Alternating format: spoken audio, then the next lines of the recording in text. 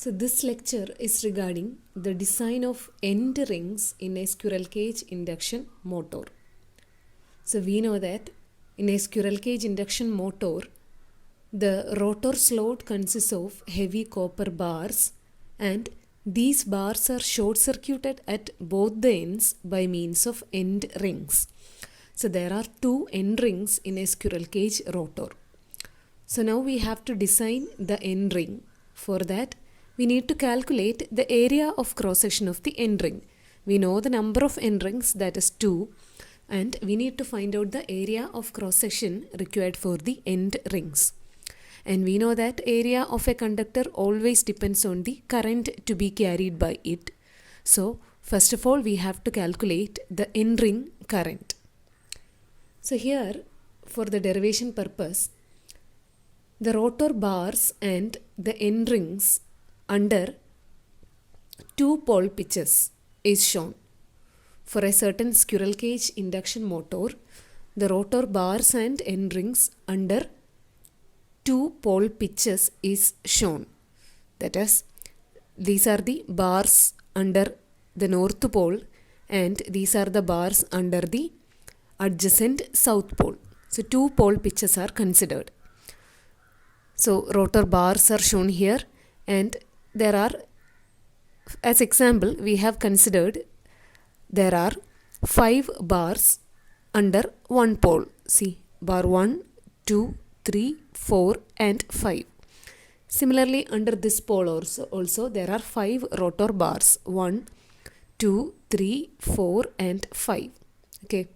So current flowing through the bars are shown by using arrow marks. So for north pole, current through the bars are flowing in the upward direction, and we know that when the polarity changes, the direction of current flow also changes. So we have to show the direction of current in opposite directions. If one direction is chosen for the bars under the north pole, the opposite direction to be shown for the bars under the south pole. Okay. So the direction of current flow is shown. So these are the bars and these two are the end rings. So now the second diagram, diagram B, is the waveform of induced EMF. Waveform of induced EMF in the bars.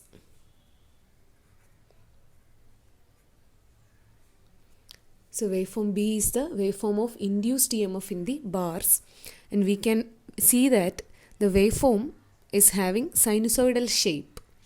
So we know that the flux distribution under the poles is sinusoidal. So according to Faraday's law of electromagnetic induction, the induced EMF is directly proportional to the rate of change of flux, or it is proportional to the amount of flux, okay, flux change. So we know that the flux distribution in the air gap is sinusoidal, or flux distribution under the poles is sinusoidal.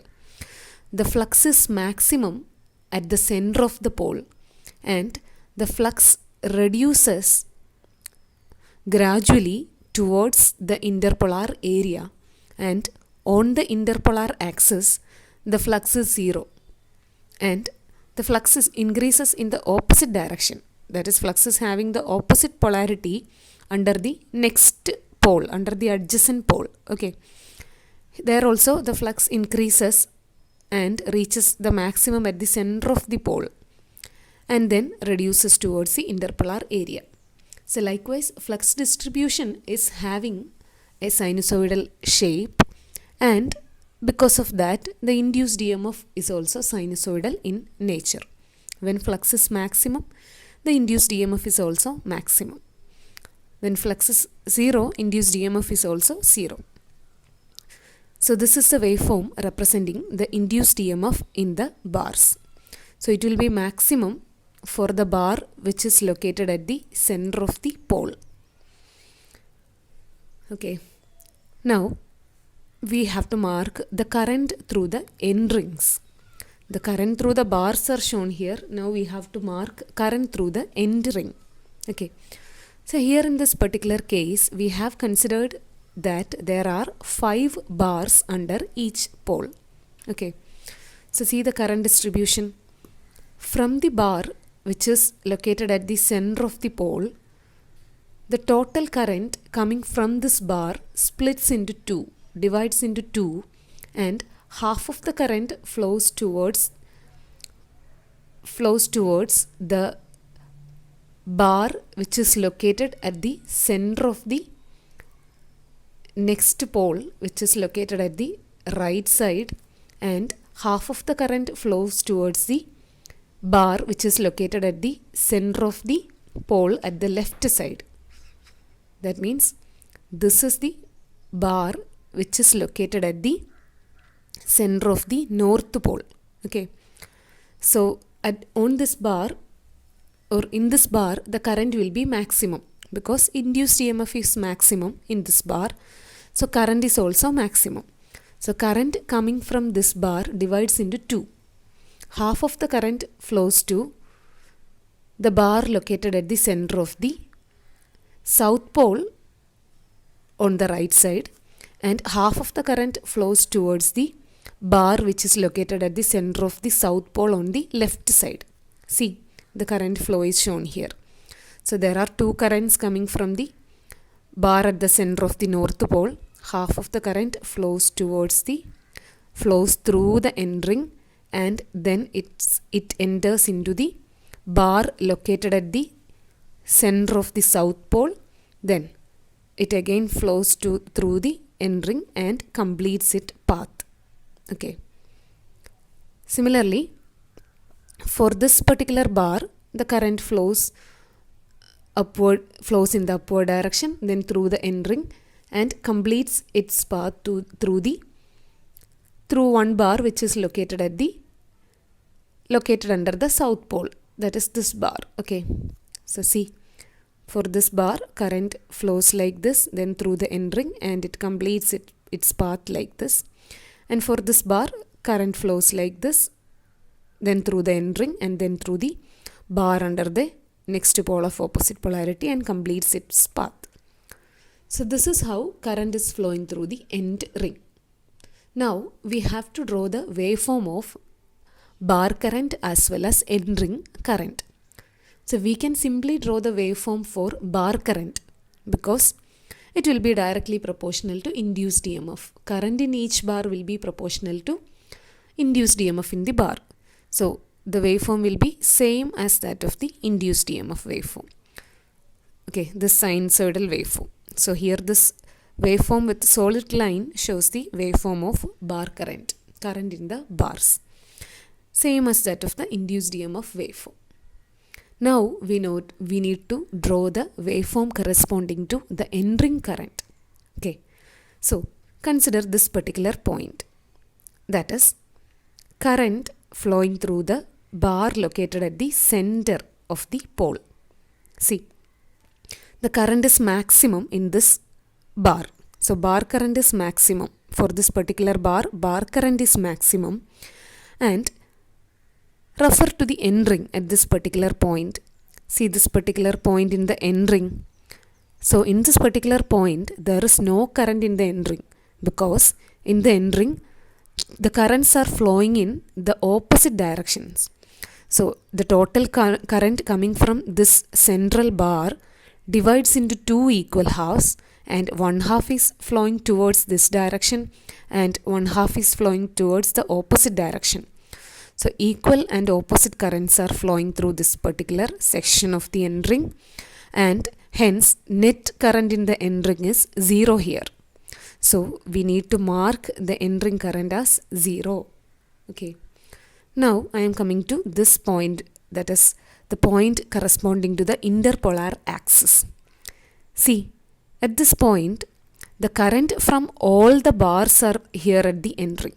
At this point current coming from all the bars are meeting here. Okay, so the current in the end ring will be maximum at this point. So we need to mark the end ring current as maximum here. Okay, now again under this point end ring current will be 0. Currents are flowing in opposite direction, so end ring current will be 0. And again at this point entering current will be maximum in the opposite direction. Okay, so this is how we can draw the waveforms for bar current as well as entering current. Now we need to obtain an expression for the entering current. Then only we can calculate the area of the entering. Okay, so hope all the diagrams are clear to you. Now let us derive an expression for the entering current. Okay, so for that, let us refer to this diagram again. So we know that the maximum entering current occurs at this point, and at this point the total entering current is equal to what? See, at this point currents from half the bars are coming towards this point. If we are considering this particular case, there are 5 bars under one pole, and current from these 2 bars as well as half the current from this bar is meeting at this point. Or we can say that current from half the bars under one pole are meeting at this point. Okay, ഒരു ബാറിൻ്റെ അണ്ടറിൽ total ഒരു പോളിൻ്റെ അണ്ടറിൽ total 5 bars ഉണ്ട്. അതിൽ half the ബാറിൽ നിന്നുള്ള കറണ്ടാണ് ഈ പോയിന്റിൽ മീറ്റ് ചെയ്യുന്നത്. Okay, current is coming from these 2 bars and half the current from this bar are meeting at this point. Or we can say that current from half the bars under one pole are meeting at this point.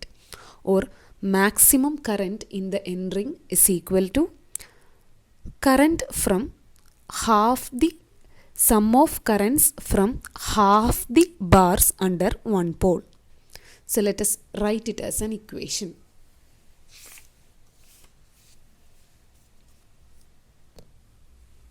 Okay, so we can write maximum current in the entering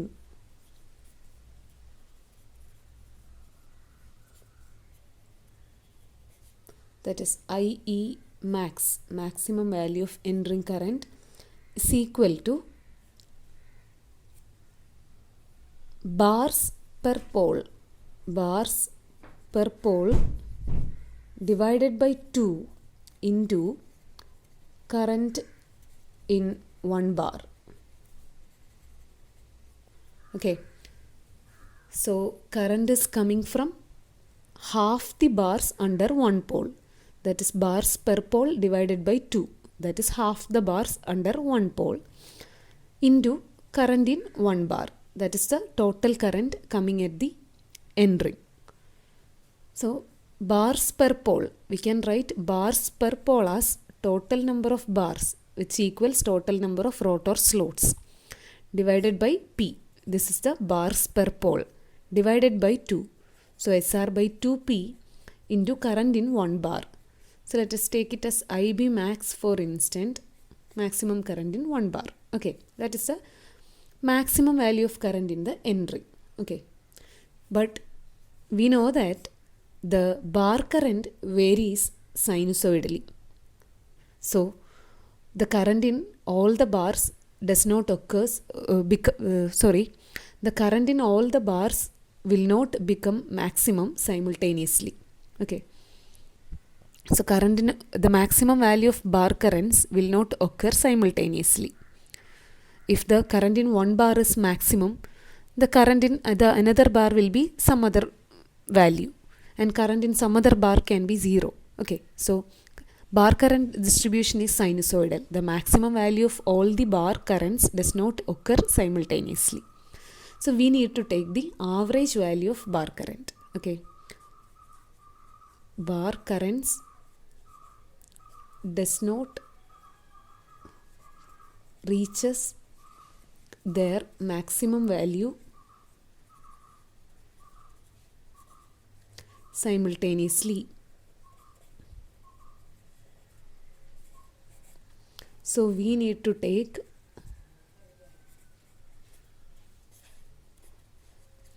average value of bar current.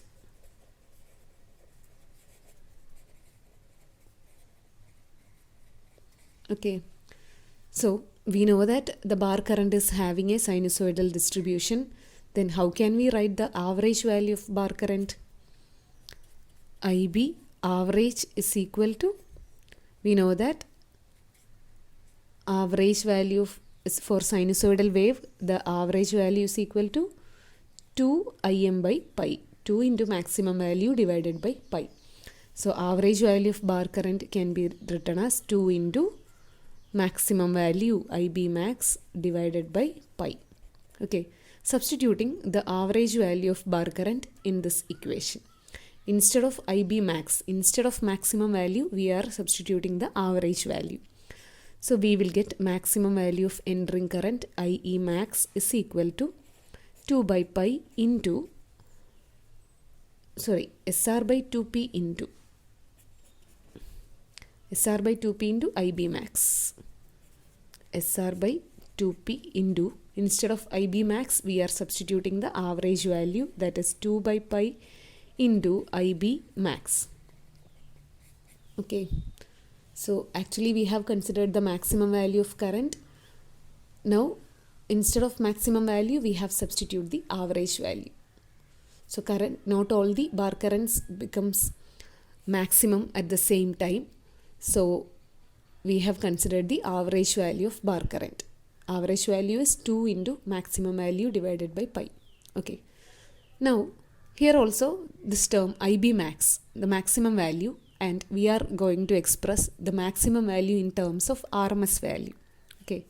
So we know that maximum value is equal to root 2 times the RMS value. Root 2 into RMS value, where IB is the RMS value of bar current.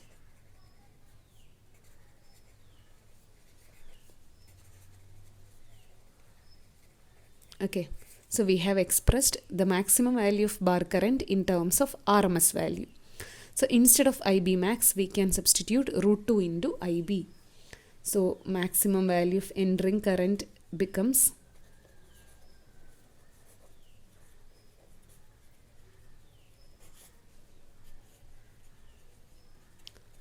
IE max is equal to SR by 2P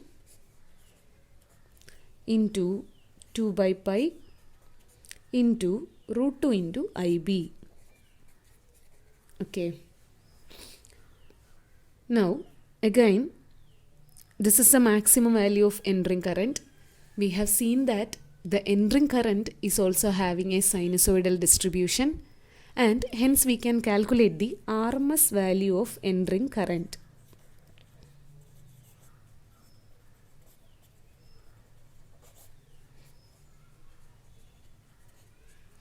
That is IE. I am simply denoting the RMS value of entering current as IE, and we know that RMS value is maximum value divided by root 2. So that is maximum value of entering current IE max divided by root 2. So this is the RMS value of entering current. Maximum value of entering current divided by root 2. SR divided by 2P into 2 by pi into root 2 IB divided by root 2. Okay. So this root 2 and this root 2 gets cancelled. This 2 and 2 gets cancelled. What remains? SR into IB divided by pi P. So this is the equation for entering current. RMS value of entering current. SR into IB divided by pi P. Okay. That is RMS value of entering current.